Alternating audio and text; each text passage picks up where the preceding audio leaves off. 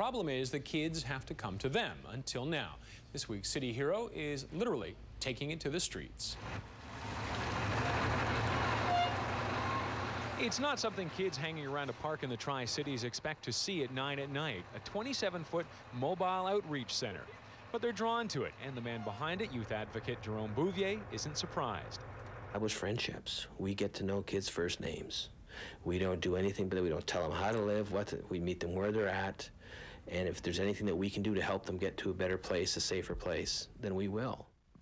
The fact Bouvier is here is a miracle, though. The 45-year-old grew up in Northern Ontario, but at 16, he dropped out to drive trotter horses. He also found cocaine, which nearly killed him in his early 20s. He was water skiing high and hit rocks at 50 miles an hour, and they left him in the wheelchair. But he kept using.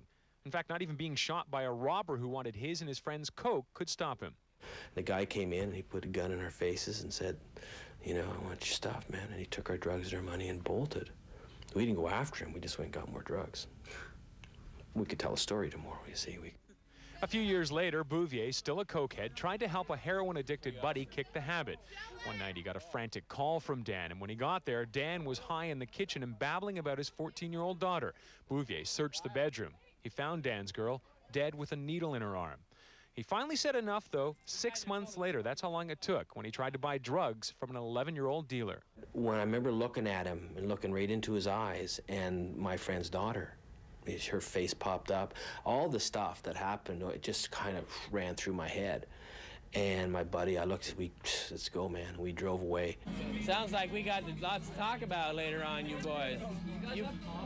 You playing, you don't know how to play.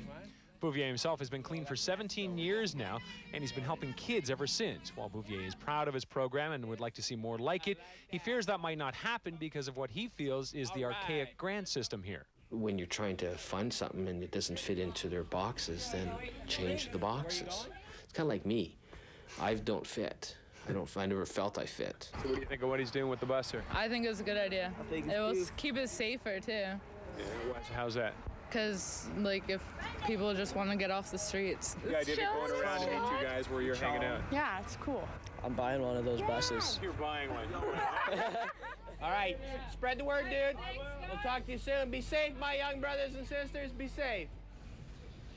It's only a pilot project right now. The bus has funding for only 5 months, but Bouvier is confident that they will find the money they need. But what they really need right now is a garage or somewhere large enough to park the bus in so they can paint it. Now, if you can help, give Jerome a call at 604-251-6449.